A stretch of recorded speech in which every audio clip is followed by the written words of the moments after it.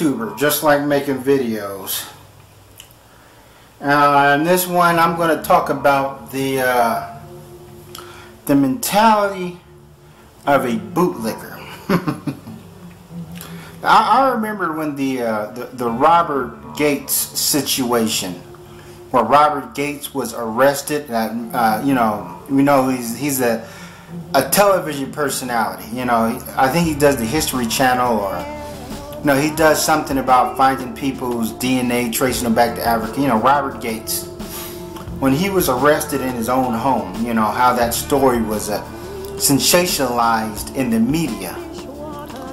And then it even went all the way up to Obama, and that Obama said that Mr. Gates is a good friend of his, and that that black and Latino men are disproportionately pulled over and locked up and arrested, you know, and so forth. Now, of course, Obama got a whole lot of flack for that. See, that's the thing with Obama, is that, you know, they say that he hasn't done anything for black people, but then when he speaks up for any sort of black cause, he still gets scrutinized. So, damned if you do, damned if you don't. But I remember, you know, people on the internet was talking about it. They were making YouTube videos about it. And I particularly remember one guy. He made some video saying black people need to stop complaining. You know what I'm saying? It was Robert Gates' fault. We got to stop playing victim. The cop wasn't racist and yada yada yada. You know, just some shoe shiner. You know, shoe buffer. And you know, I confronted him on his video. You know what I'm saying? I wasn't making videos at that time. So, and I said, so you think that it's okay for someone to arrest a man in his own house? And he says, well, but you know what I'm saying, we can't say that it was a race issue and so forth. Yeah, but how many times does this happen? I'm like, if Robert Gates was a white man, you know what I'm saying, they would have never called the cops on him in the first place. But he's a black man in this affluent neighborhood, and I guess his own neighbor didn't know him, and they, you know, seen a black guy trying to break into a house, and I called the police. Now, me and him, we went back and forth. You know what I'm saying? I'm talking about the guy who made this YouTube video, and he says, well, black people ain't going to get ahead if we keep playing victims and this and that, and I'm saying, how is recognizing racism or recognizing a problem playing a victim?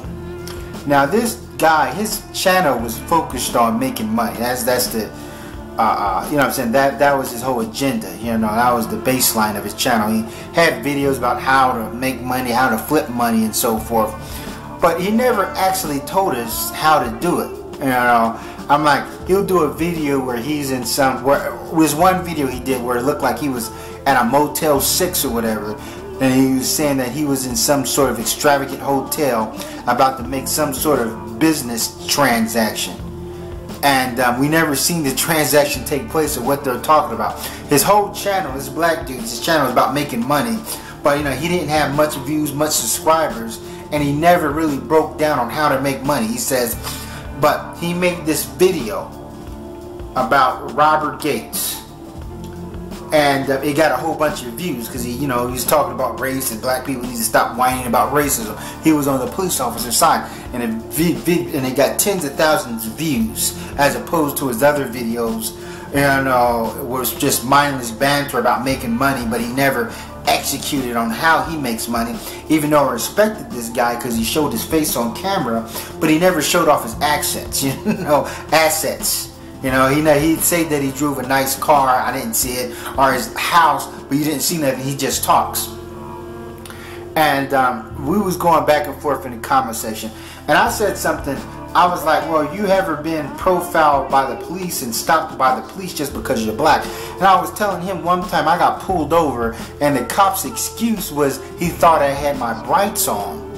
When, I don't think that's a reason to pull somebody over, but I did not have my brights on. It was obvious I did. But then he said that one time when he was in his Beamer, he talked about he had some fancy car. He did get pulled over. That he just suspected it was because he was black. But you know what I'm saying, when the cops pulled him out of the car and pat him down, that they found $5,000 in his back pocket.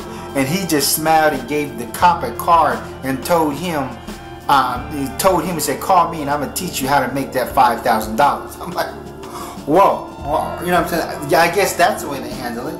Well, I knew that story was bullshit, but still, it doesn't bother you that you got profiled and pulled over and they wasted your time for nothing, and you're gonna just sit up there and say, well, you know what I'm saying, I'll teach you how to make money. I'm like, if that's not bootlicking or whatever, I can understand you have a very optimistic point of view in life.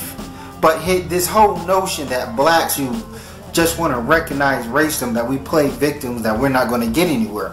And then that guy seeing that video he did gave him views and gave him subscribers. As we was going back and forth in the comment section, you know what I'm saying, for like 3 days or whatever, I seen his subscribers just jump up almost, you know what I'm saying, like gain 300 subscribers because of his point of view, on this racist point of view. And white people and other people, blacks that agree with him, like, yeah, Robert Gates was in the wrong and so forth. And so therefore, then on out, he just started talking about race issues. I'm like, he still kind of talked about money. And even when I talked to him, I said, okay, I don't agree with you on this agenda right here. I don't agree with you on this topic. But, okay, teach me how to make money, dude. I'm like, your whole channel's about, let's make this money. But I'm not getting nothing. And then he would just reply back and say, well, you must not be paying attention, Malcolm X.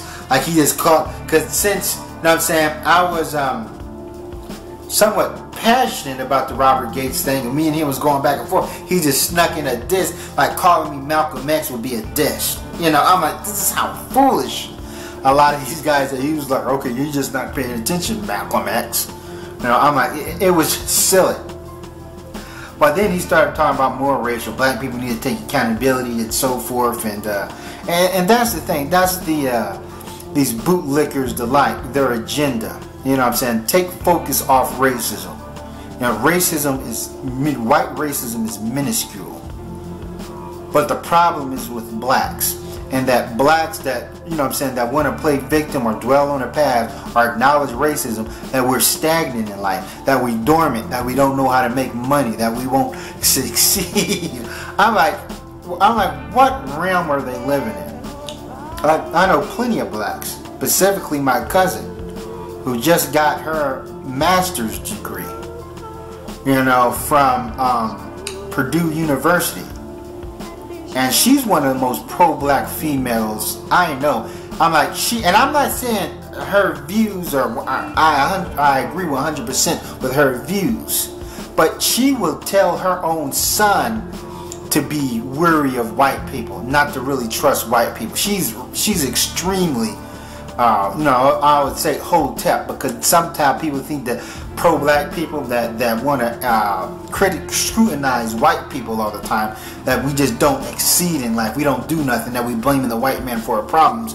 But my cousin, she lives in a gorgeous house, married, only has one kid, drives a Lexus and so forth. I got a lot of family members like that. They think that blacks who just vote for Obama and whine and cry about white people, they don't do nothing with themselves.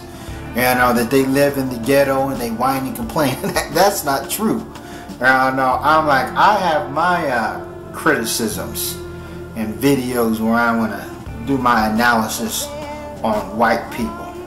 Now, and I'm not saying blame the white man for everything. Like, who is that? I don't know any black person that's going to literally just blame the white man for everything. Oh, I woke up on the wrong side of the bed. Oh, I'm going to blame the white man. I didn't get the job. I'm going to blame the white man, and so forth. Dudes who do that, they sound silly. But on a macrocosmic level, when you see the situation and the conditions of the black commonwealth, or even the successful ones, the ones that the fact that we have to work hard, that black people, we have to prove something to whites, we got to work extra harder. Even white people said that.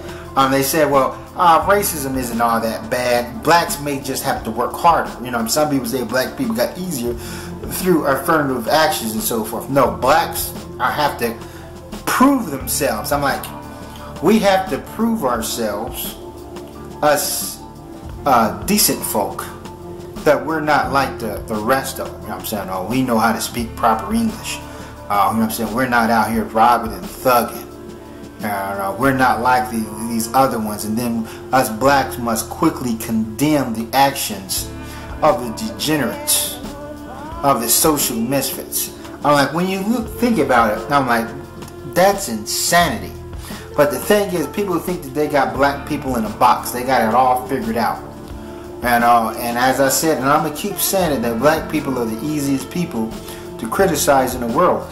I'm not saying that blacks, that there ain't problems that need to be addressed.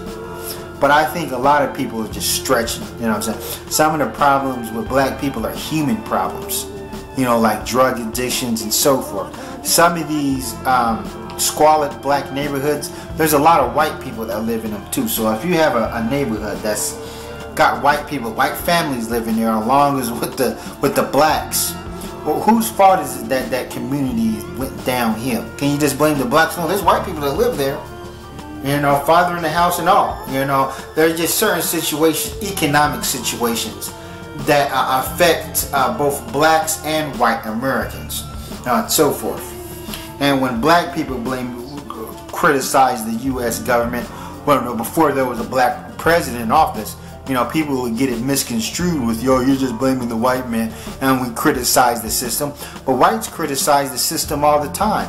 When a black person burns the American flag, they say, go back to Africa. If you don't like this country, then leave. I hear that all the time. So I remember one time we was talking, and his co-worker was just talking about America. He didn't even mention white people, you know, because there was a lot of white people at this job.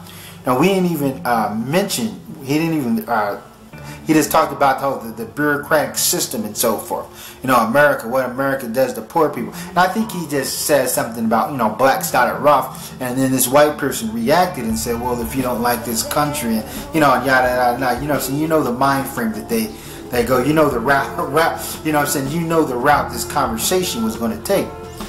But, you know what I'm saying, when whites complain about America, the system, and so forth, it's, you know, I mean, nobody says, hey, if you don't like it here, go back to Europe.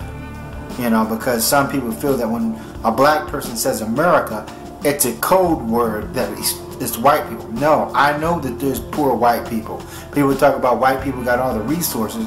Yeah, some do, but it don't mean that they're equally sharing with other white people. That's why you got white people on Section 8.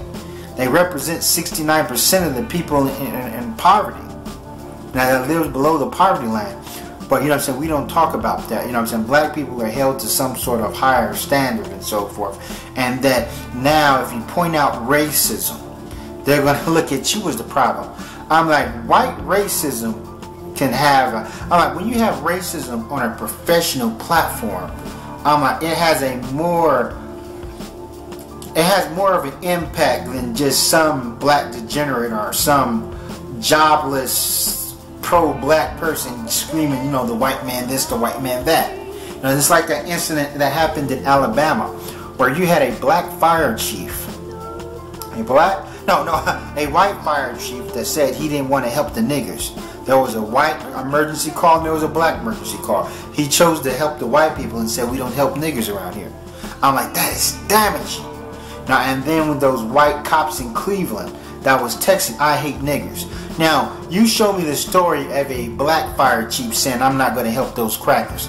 You show me a story of the white police officer, the black police officers texting, you know what I'm saying, I hate white crackers. I hate these rednecks, these cave beasts, these slack-jawed troglodytes, and so forth. You know, show me that story. All you can do is find black people just being racist on the low level, and there, you know, a lot of it is truth. But white people on a professional platform, when it's their job, when they must do their due diligence, you know, you see them resort to all sort of racial brickbat, meaningless banter. You know what I'm saying? They let their prejudice get the best of them. You know what I'm saying? So who am I more worried about?